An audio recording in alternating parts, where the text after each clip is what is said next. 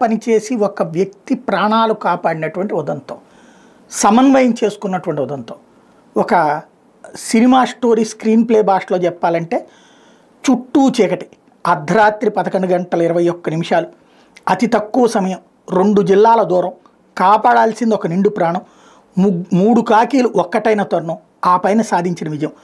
6 నిమిషాల్లో అయినవేలి నుంచి Annavaram selfie video పెట్టి ఆత్మహత్య చేసుకుందాం ఉన్న వ్యక్తిని 6 నిమిషాల్లో కాపాడిన పోలీసులు. డాక్టర్ బిఆర్ అంబేద్కర్ కోనసీమ జిల్లాకు చెందిన యువకుడు సెల్ఫీ వీడియో పెట్టి చనిపోయేందుకు సిద్ధమైన వైనం. వివరాల్లోకి వెళ్తే కోనసీమ జిల్లా అయినవేలి మండలంకి చెందిన వ్యక్తి ఆర్థిక ఇబ్బందులతో చనిపోదామని నిర్ణయించుకున్నాడు.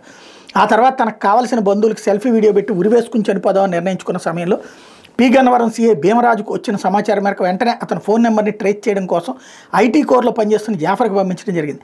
వెంటనే స్విచ్ ఆఫ్లో ఉన్న మొబైల్ని క్రెడెన్షియల్స్ని ఉపయోగించి సెల్ ఐడితో లాస్ట్ లొకేషన్ కనుగొన్న జాఫర్ కనుగొన్నారు. వెంటనే ఆ లొకేషన్ సిఐ భీమరాజుకి షేర్ చేయడం జరిగింది.